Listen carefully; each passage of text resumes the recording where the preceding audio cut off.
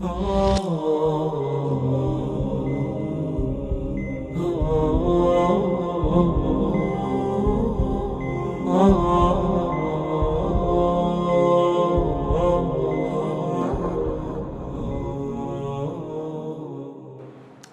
الله الرحمن الرحيم وبه نستعين. الزانم لحلقي دوم لعلمي بيان يكتدى بينينو لعلمي بيان درسكي دي كهاتين بابين مراجعة عامي بكينو وقلت مانت كعلمي بيان سيا علمي بيان بابتك كبيوستا بخيالو بتصويرو أو بابتانا ونيا وقلت إشمان كهاتي يكم جار جنابي دكتور بيناسة كردية وزاد دواتر هاتي مباحث كان قلت من مباحث علمي بياني هاتي باش كردية كتشبيه مجاز وكناي باس كردية لكتيبة كيدا أو ضلي أو كانيتي دواتر هاتي طبعا ما عندك إضافات من باس كردبو لسر هريقلو دواتر سر هاتنا سر إيضاح كيك قلت من تشبيه طبعا تشبيه يعني يعني أو مثل وليك شو عندن يعني بيجناك اللغويا بيناسة بكري واصطلاحيا إيش عليه هنا ما تقريبا أو بيناسة إصلاحي جيد تشبه تي أجاب بيناسة شيء إصلاحي بكم ظلم الجمع بين شيئين في صفة أو أكثر يعني زور بات تعريفة شيء بسيط لبو تامبرم تشبه تي الجمع بين أو كيدي شرها وبها بس أوزور ببسيطي الجمع بين شيئين في صفة أو أكثر يعني أو أكثر من صفة أو أكثر لو أنا شيئين زيادة لشيئين دوسيش تنبيكو كوكا مو بس لصفة كان لصفتك زيادة أو زور بمختصر يعني أو كامن أو هم بين أحسان وخيندي توا أو زور بمختصري زور بأحسانش باشا هاتم قلت ما كاكا ما لتشبيه دا باسي أو بابتانا دكين باسي ودكين أركان كان تشبيه دكين باسي أنواع دكين باسي أغراض تشبيه دكين بلام براسيل أنواع كان دا قلت ما خلافه بين سر أركان كان كقلت مان كتسوتنا التشبيه مشبه ودا تشبيه مشبه به وجه الشبه أول أول إساكا من بقصيهات موسروي بري درسكي دي قوتم كأنمان هي ونيا كأن دياواز إيسا نمونش كأن يدي مولبر أو هاتت موسري باشا لوي نرين ما مصولاي دزاني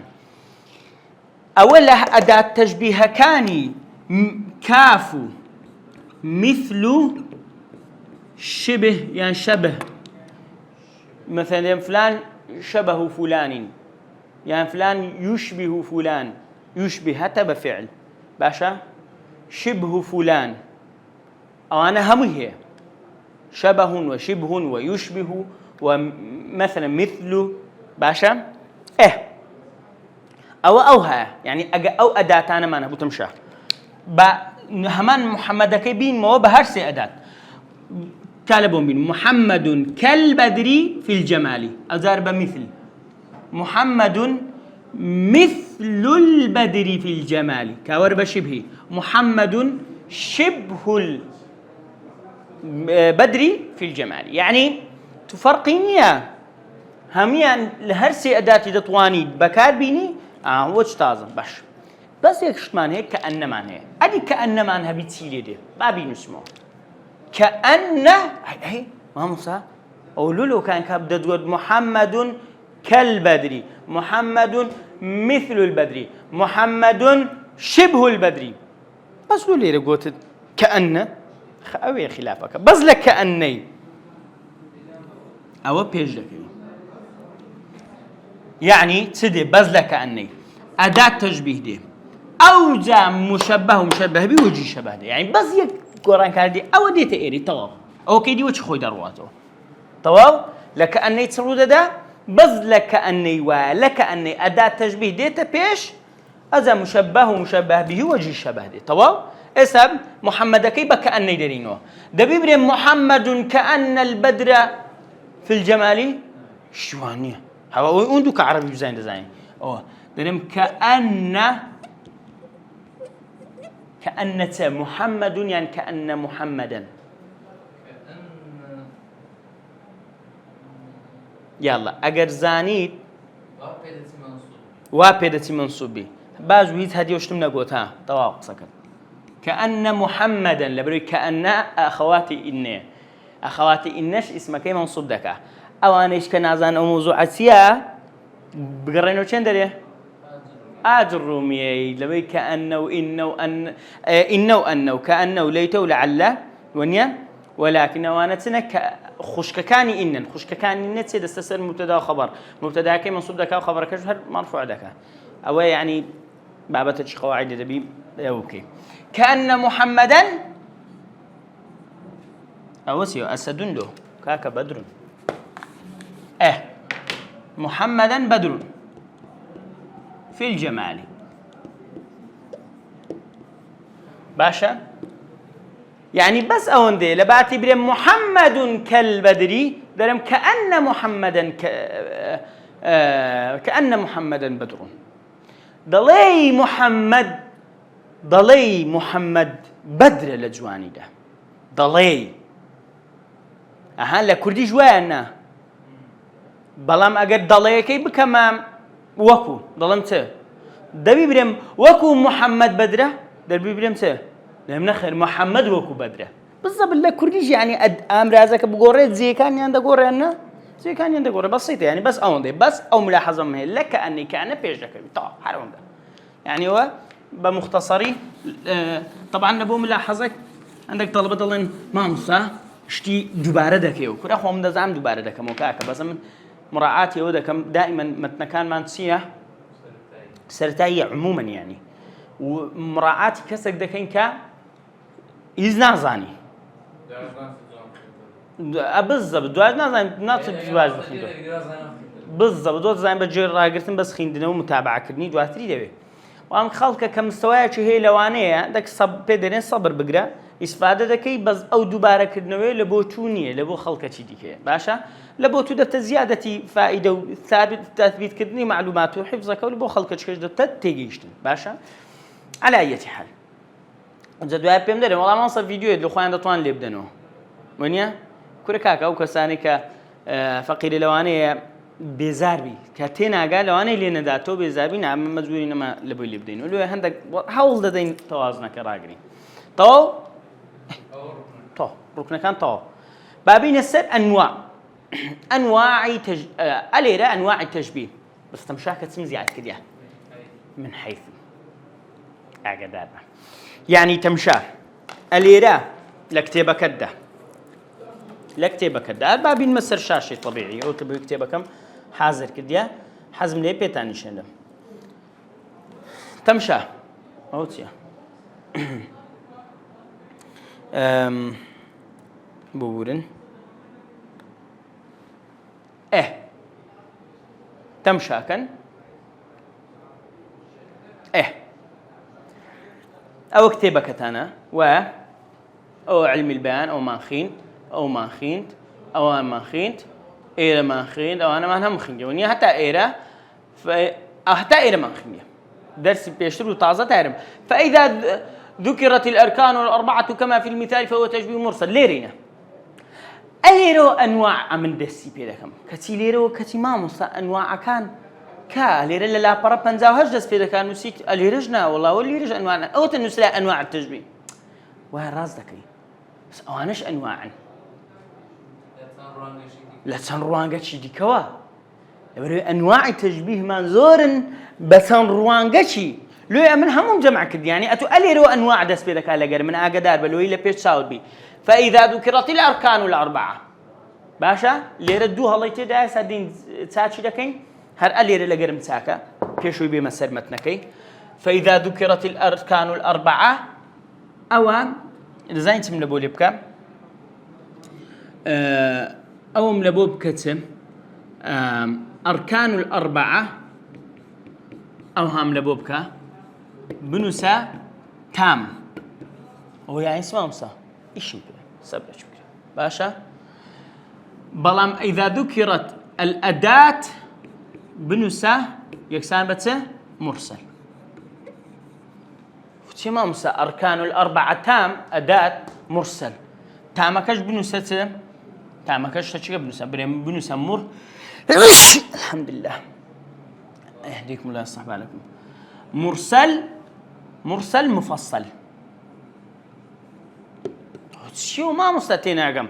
أركان الأربعة تام مرسل مفصل أداة مرسل أوتشي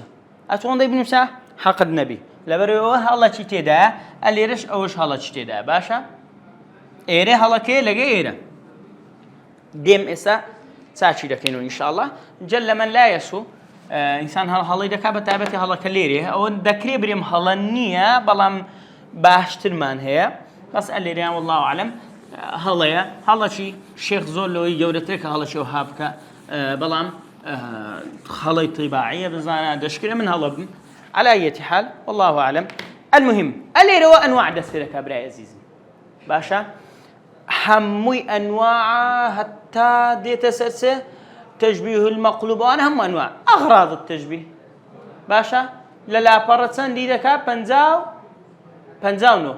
لا بارا بنزاونو تمشى نساء أغراض التشبيه الغرض من التشبيه يعود في الغالب إلى المشبه أو ليرو أغراض دستبيدكا طو باشا إن شاء الله بابين بزانين بينو سد بابتكي خومن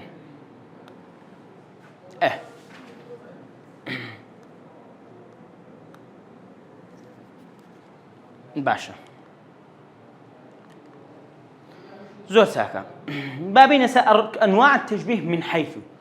من حيث يعني قلت من يعني سي يعني للروانجي دكوات جوركاني تشبيه أو يكسامنيش تقسيم كديا لكتبي ديك هي جواز بي بلا هي بلام من تقريبا كديا لو كتبي داك هي بلام أوني جواز بي لا أصلي مصطلح يعني شو يعني كبون ديم تشبيه مقلوب بتشي هر كتابك تشبيه مقلوب أو مليرة شرح يا كم كذا دسيسة كتابك تشبيه مقلوب هر يكشتا هر يك نمونه بس أو يعني سر موضوع كي مثلا قوري هر وندي يعني جورا كي أو هنا أو ليرة دانا بيتير أما أصلي بابة هر يكشتا مثلا ديم تشبيه بليغ مؤكد مرسل مفصل أنا هموتنا مقلوب تمثيل حبو يكشتك بعضك إن أقدر به بس من حيث وكي جواز الكتابة قلبوز كتابة شدي من حيث أولا الأركان من حيث المشبه والمشبه به أو من حيث الصورة ومن حيث الصورة هر أمن دامنا يعني وان بي باج ويدابدم وإلا الكتابة كان دادر من حيث وجه الشبه من حيث وجه الشبه دواش بيتندرم له من حيث الصورة مدانا باشا دكواتا السهر يقلوانش دبت السنبابتك بنوسا أنواع التشبيه من حيث وكي بنوسا لو يبزاني ولا الروانجي أركانوا دبتا تارجور للروانجي مشبه ومشبه بيه ودبتا سيدور للروانجي صورة ودبتا سنزورة شدي باشا أقداري أو خاليبة باش بابي نسر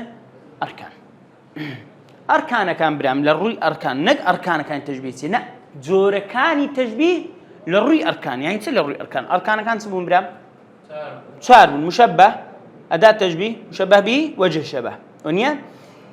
كاتكا يكجلوانا بس مشبه ومشبه به ما بس تنبي أركان كان بيتيا أداة وجهك كاتك أوان الرجد بنو يندبن زورم لبو دروز دبي أداة هبي زورك نبي زورك شديا وجه الشبه هبي زورك النبي زورك كي لو يدرم سن زور معناه صار زانا لطوانين زوري بينزمي شي لبو زياد كين لبو هموي بالضبط يعني أركان لروي أركان ولبو أداتك دو زور هبوني نبوني وجه الشبه دو زور هبوني نبوني طوال عندي يعني اشتكى بسيطة به يكم تشبيه مرسل من هي كالكتابكش ده تشبيه مرسل هات توخي كديا دوم مؤكد من هي سيم مجمل مفصل أو سيما موسى الكتابك ده تي ده مجمل ده مفصل ده تمشيكا زوري سيم كتوخ ده مجمل يعني مفصلة أديوتي ونسيتم بيدري ما هكا قلتم غلطك اللي هدا بليغ آخر طوا وين تمشاكم تشبيه مرسل ومؤكد بيوست بأداة طوا تشبيه مجمل ومفصل أقدار بأوي لكتبك دا غلط بوا بيوست بوجه الشبه تەواو تەشبیهی بەلیغ هەردووچەن ئەوە زەرب دوو نازانێ هەردووچەن بووست باشە تەواوە ئێستا دم تەشبیهی مرسەل لە کتێبەکەیدا دەڵێ چ لە کتێبەکەیدا دەڵێ فەئیذا ذوکرت الأرکان الأربعة هەڵێ والله أعلم وەکو گوتمان دەکرێت برین هەڵە نییە یانی باشتر بڵین دەڵێ ئەگەر هەر چوار ڕوکنەکە باس کران یعنی مشەبەهە دەبوو ئەدا تەشبیهش دەبوو مشەبەهەبیش دەبوو وەجه شەبەهش دەبوو پێی دەرێن مرسەل کتێبە بەلاغیەکان وە ناڵێن کتێبە بەلاغیەکان دەڵێن کاکە ئەگەر ئەدات هەبوو پێی دەڵێن چ پێی دەڵێن مرسەل نەک هەر چواریە چە هەبی ئەدات لێ گوتم مرسەل و مؤکەد چنە عایلی چنە ئەدات لێ لەوێن دەریژ نووسیم تازە دەمەکانی کە هەکە دەتگوت مامۆستا دەمگوت مامۆستا معنای چییە ئەم نووسیتم مرسەل ئەدات وەنیە دەم شاکە ئێستا ئەگەر ئەداتەکە مەذکوورە بی الئەدات مەذکوورە یعنی چ باس کرایە بۆی تام لە بۆ دانە بێ ئەدات نییە مێ ئەگەر ئەداتەکە مەذکوور بی چییە جۆرەکەمان چییە مرسەلە تەمشاکە زۆر ڕێکم خستێ تەمشا ئەدی ئەگەر ئەداتەکەمان چ بوو غير مذكور بوو مەحذوف بوو الأداة محذوفة بی دەبیتە چ مؤکدە هەن زۆرم ئاسان کردیە دەبینی تەشبیه مرسەلمان چییە ئەدات مەذکوورە ئەداتەکە هەیە ئەمرازەکەی ئەدی ئەگەر ئەمرازەکە کاف و مثل وانە نەبوو مەحذوفە بوو ئەو دەبتە مؤکد ئەدی ئەگەر مجمل و مفصل ئەو پێکۆینەتمەوە لەبەی لە کتێبەکەی ئەو های لێ نەکردیە وجه الشبه محذوفة لكامل محذوفة بيزحمل لا مجمل يعني لا مفصل عفرين بيقولتم هلا كلا شيء لكتاب ضليت برو بيخينو لكتاب دا ضليت تخوا هاتم شاكا بالضبط هاتم شاي كتابك كي ضليتي ضلي او المهم انها تسري مشكله نيه لنا ويدا دەڵێ ئەوەی بکرد ئەگەر ڕەش بۆ وەجهی شەبەهەکە دەڵێت چییە؟ نعم ئەگەر وەجهی شەبەه ڕەش بتەوە مجمەلە نەک مفەسەل ئەوە هەر لە ناوەکەی دیارە مفەسەل یانی چ کاکە؟ تەفسیل لێ باشە توا ڕەش بوو بیتەوەکو تەفسیلە بێ زەحمەت وەنیە؟ بڕۆ لە کتێبەکانی کەشتم شاکە خۆشم نووسی دووبارە کو دەبتە مفەسەل وەنیە؟ مجمل دي مجمل يعني چه؟ بعام وبكرتيو اوي لوب ضلين مجمل وجهي بنسمى مجمل وجهي شبهك يا محذوفة ادي مفصل وجهي شبهك مذكورة باشا اقدر بقصيهم هنايتو ادي بليغ تيا كلاهما محذوف هەردووچیان ڕەش بتنەوە هەردووچیان مە بەسم پێچەیە ئەدات و وەجهی شەبەه ئەدی مامۆستا ئەتوە هەر باسی چێ ئەدات و وەجه دەکەی ئەدی مشەبەه و مشەبەه بی نابی ڕەش بتەوە گوتمام گوت ما هەر یەک لەوانە ڕەش تۆ دەبتە چێ ئیستیعارە لە تەشبیه و لە لێک چواندن دەبتە ئیستیعارە لە کوردیش پێ دەین داخواستن نەک داخوازی باشە ئەگەر هەردووچیان ڕەش بووە یعنی بەس مشەبەه و مشەبەه بی و ئەدات و وەجه ڕەش بووە پێ دەنێ باشە بابین هەر یەک لەوانە نمونەی لە بۆ بنەوە لەبەی نمونە لە کتێبیدا چ بووە لە کتێبیدا نییە بابین بزانین هەر یەکە نمونە چ قورئان لە بۆ دەینەوە هەر لە بنە خۆی باشە هەن لێیە بەڕێوەیەکی هینایەتمان ئیارکانەکان دواتریش دێین مشەبەه و مشەبەه بی و سوورەکەش دێنی ئەدی ئەگە بین ئەداتەکە بی یەڵا لە ئاەتێکی بزانین چ ئاەتێکتان لەبەرە کە ئەنەی تێدابی میثلی تێدابی مەثەلەن کافەکەی تێدابی شتێک تێدابی بەس ئەوی تێدابیتەوە حەق لەسەر شتەکان کە نەبی ئەداتەکە هەبی تەشبیه مرسەل وەکو چێ خوا دەفەرمێ طلعها كأنه رؤوس الشياطين طلعوها كأنه رؤوس الشياطين باسي شجرة الزقوم دكا ونيا شجرة الزقوم إن شجرة الزقوم طعام أثيم أو داريك لا ناو جهنم داد الروي بيدلين شجرة الزقوم خوا بسيدة شبهينية هاتم شاكا تا بير نشان دا بيز لي ببتول لي بترسي بيز لي بتول ليش بترسي ضليت طلعوها شكل شيوي أوي أو داري كأنه رؤوس الشياطين دلي سري شيطان كان يخوم سري الشيطان ما نديتيا بس تخوا شياطين دبي جوان من الناشرين ونيا طلعوها كأنه رؤوس الشياطين باشا تشبيه يا بزانا تسدين تبيش او يكم زار بين السروين وينك اللي بودين تبيش يا شجرة الزقوم مدلبي ساوي ناشي نوتسناك دكا كأنه رؤوس الشياطين أتزورا أو خواردني شدبي بينا بيش تساوي يعني لو إخوة بزانا زور ويني عجيب إلا القرآن إذا لبودر الزكاة الأداة مذكورة إذا كان أداتك طلعها كأنه الشياطين رؤوس الشياطين باشا طلعوها كأنه رؤوس الشياطين أو كأنه نوني دي كش معناه أولا مرسلة كي دكات أو تشبيه مرسلة يعني بلى مرسلة لتروك مرسلة لتروك لو رويك أداة مذكورة طوا لو عندي دليل تشبيه كم مرسلة لو رويك أداة مذكورة باشا زارواز لوجه شبه واز نوع كائن كبينة أو ملادا لبريد دمي التركيز على سوء تبي كديهن أدي أداة كمان محذوف بي حتى شيء زور خوش مني عفوا وهي تمر مر السحاب أو سآتك صنع الله التي لا والله وترى الجبال تحسبها جامدة والله زينب إيه تحسبها جامدة وترى عفوا أتقن خلقه باشا وترى الجبال تحسبها جامدة وهي تمر مر السحاب بس بسعرك فيش بمنا أوكي لو دفرمي تحسبها جامدة الجبال نيرة يميها جمع جمع غير عاقل معاملتي لقلدكين مؤنثي لقلدكين جمع غير عاقل معاملي مؤنثي لقلدكين لو دفرمي تحسبها جامدة وهي تمر مر السحاب معناه آياتك وترى الجبال دليتو جبال كان دبيني دتنتا موقفي بينري مفكر بالكر ولا مخلوقك دفرمي وترى الجبال دلكاتك تمشي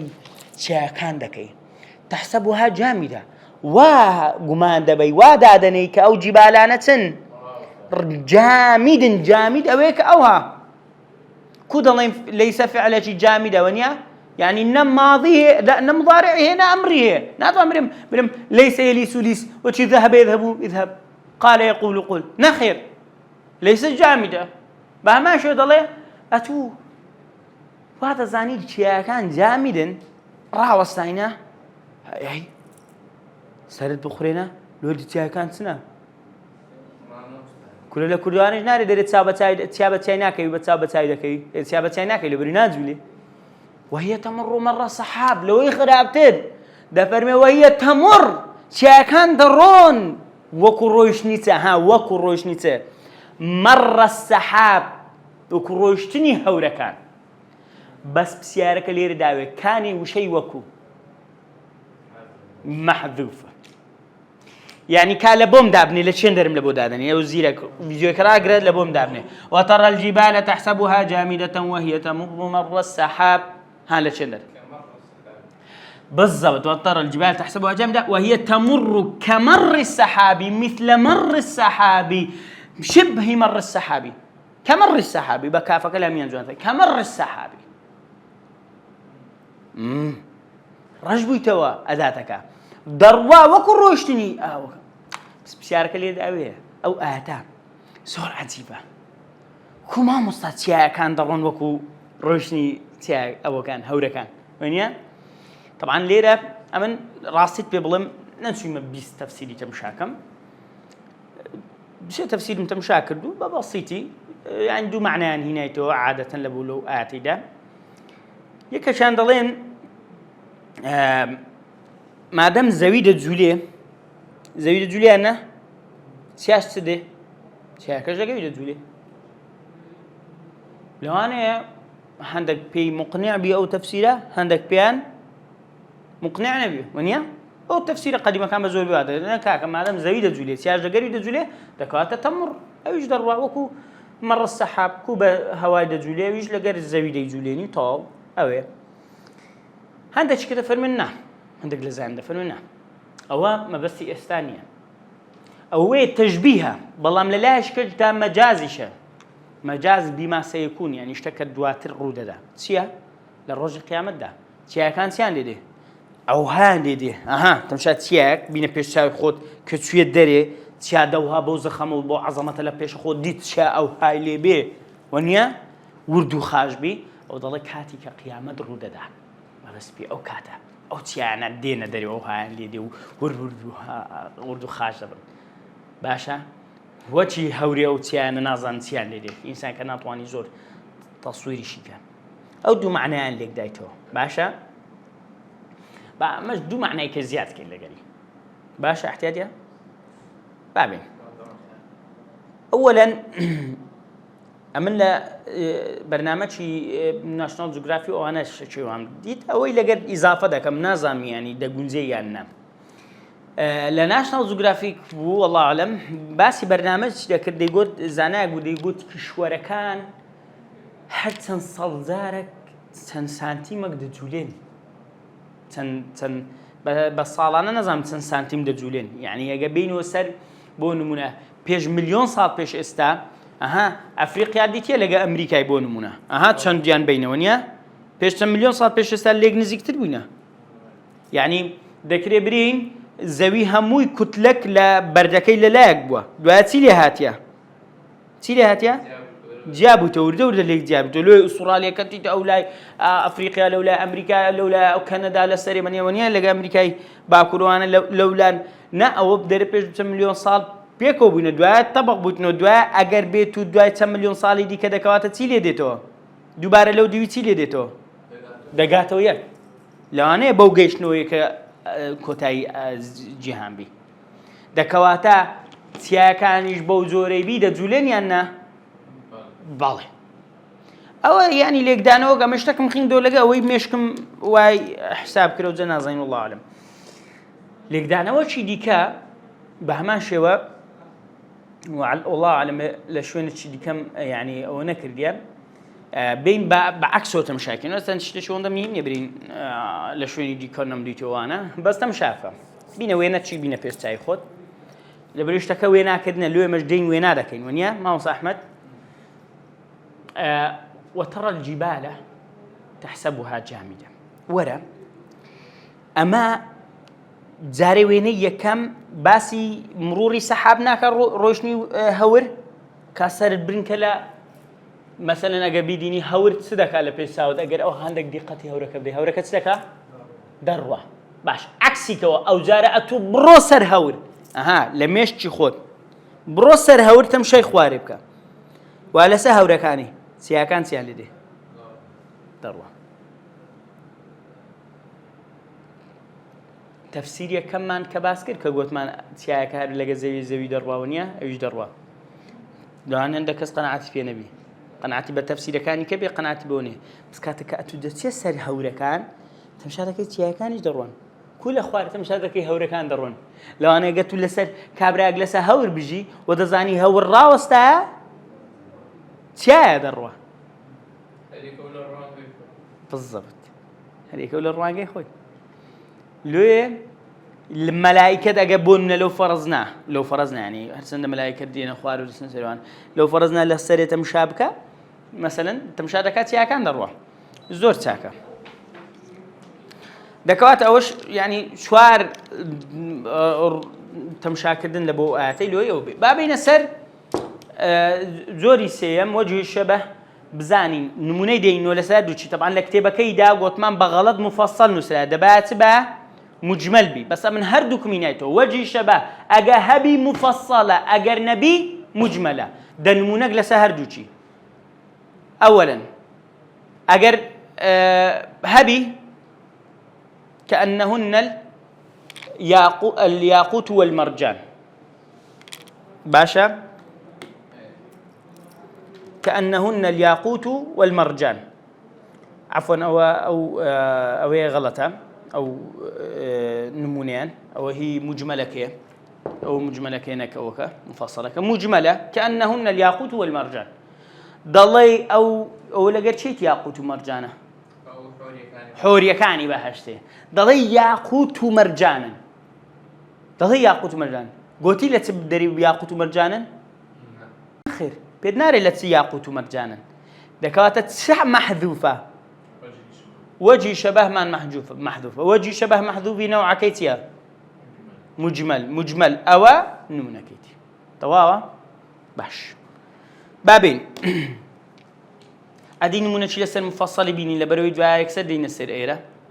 مفصلك ها آية شيء ولا لسه مفصلك أو آية إذا فرميته ثم قست قلوبكم من بعد ذلك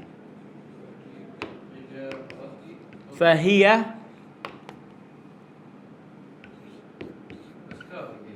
كالحجارة أو أشد أو لا درتي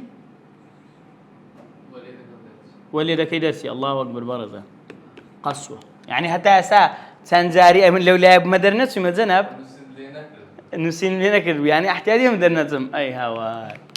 باشا أو آتيك لصوت بقرة فرمي ثم قست قلوبكم من بعد ذلك فهي كالحجارة أو أشد قسوة كالحجارة يعني سه وكبر ثم قست قلوبكم دوات الدلكان تان رغبو من بعد ذلك لدواي أو ردا ودا لدواي أو دا فهي دلكان تان سيه دلكان تان دلي بردة كالحجارة دلكان تان دلي بردة إيه أو أشد قسوة أو وجه شبه شرطنية تبري والله محمد كت بدري في الجمال والله في الجمال دواي مشبه بيك وش قلتني أويا هي بولي دوازة ها لدواي أودي دو أويا لدواي أودي دو ما مش ما مصايب بولي دوازة ما أو ده ديتو بري خارجي بو يا كنا نقول طالب علم برام ما وصانا نقول طالب علم فرق تاني لك بولي دوازة كا سفيدرين همزة سوري لا همزة سوري همزة أغاي بس ده ناستوا بس ميري سور منيا كل هذا هم اسمير سورك همزة أغانية منيا أو دبي بوي بيناستوا بولي دوازده دوالي تكتي على أي حال باشا قلوبك كمشبهة منيا ضلي أو إنساناني بس شبهان يا إخوة بحجارة مشبه بيك كأداتك كل منيا أدي وجهي شبهك بس لا تداوت شكن ضلكانو أو بردان لا تداوت شكن لا رقيق قسوة طواوا يعني دكات اللي وجهي شبهك كمذكورة مجملة مفصلة تفصيل مدايتي مفصلة باشا لو رويدا باشا دكواتا متنك بجوان تر شي بكريتو تاكتله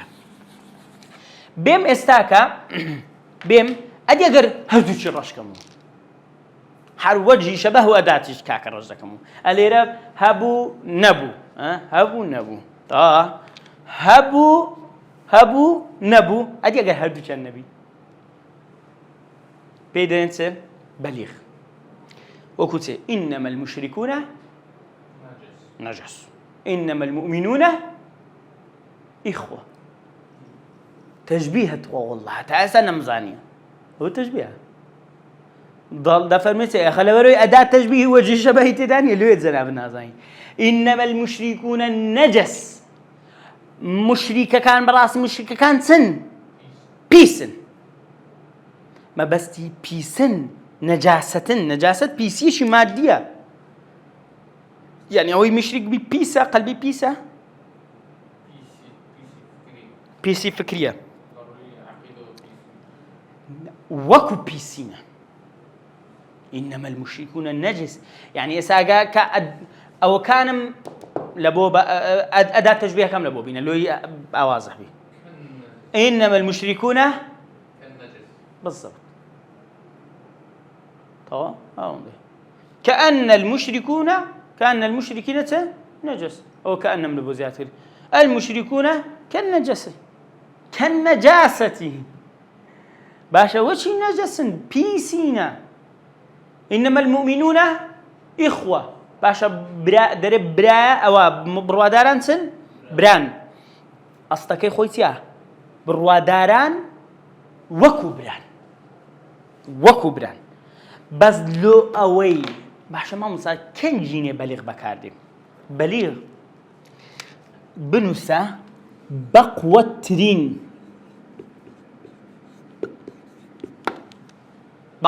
تشبيه بليغ قدار رقم يقلب قوتي باشا حركاتك توجي شبهه أداة تشبيه رش كدو يعني كأنما أو شهر أوي يعني أنضليش نزيك ديك دري إنما المؤمنين إخوة يعني كأنما بروادان أنسن هر كأنما براي يكن لقد داك وبابي إخوان كأنما ميلاد ليك لقنا أونده ليش نزيك دكاتو أجد تشبيه نباه همو مسلمانك أوي ميلادي لمسلمانك كده قل بيو إخوي برايتي ونيا بامنا إنما المؤمنون أصلا كإخوي كالإخوتي وكبران نا لو إخوة زياتر أمل يغنزي كاتو رابطي الروحي لبيني من مسلمانك تيكر أداة تشبيه كيلابر إنما المؤمنون إخوة وهروها لو مشرك كان أو أن بيز بكا ببنوا وش بيز يكبن إنما المشركون النجس لا بالضبط يعني بالضبط يعني هر كأنما أوان بيسي كان طاقة يعني أو بزانا لو زور بقوة تركاتك كدري تشبيه بليغ بكارديني مثلا بريم وانصى أحمد ضلي قولي كم يوم بقوة وانصى أحمد قولا كم يوم بقوة ويدوم قولا هر قولا قول تمام ونيا أجيبك باشا يكوري بس بشرني كبره هذا كاب قولي قول باشا ايه هو باشا انقراب والله زاروا انا زاد دبي لو زاروا انا زاد نبي وخو بغت خو ايه باشا دكوات هسه زانيمان باشا امن تشتكم ديوست اسا مراجعكم لقربك اداه هبوتيا اداه هبوتيا مرسله اداه نبي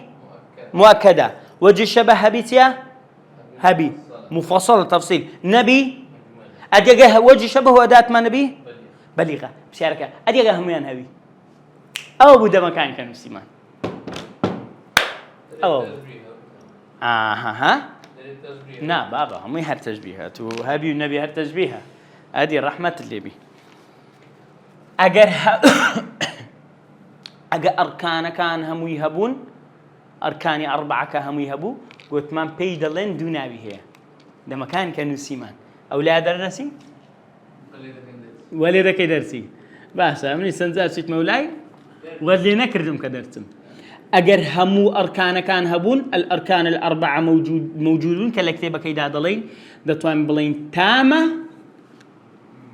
أوين مسلمان يان سي بيدرين تام يان بيدلين سير مرسلي سير مفصل طواب درين كاكا قوتم كاكا أو تشبيهة مرسل مفصلة مرسلي مفصلة يعني سير يعني هم مرسلة أداتك موجودة هم مفصلة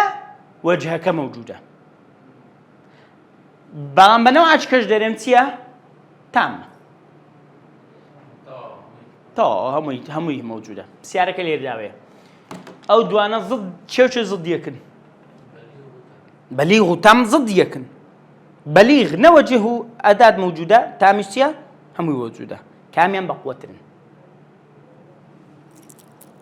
صلصة أو بقوته يعني تشبيه شيء بسيطة تسنده قروشة زورك تسنده سيوهاش وي بابا نما عندي يزدو هذه بس بكين ويلي هاد على أي حال إن شاء الله تعالى لا درس داده جوركاني دي طارقين كمشبه بيو صورة كيه يكتدى بينه والسلام عليكم ورحمة الله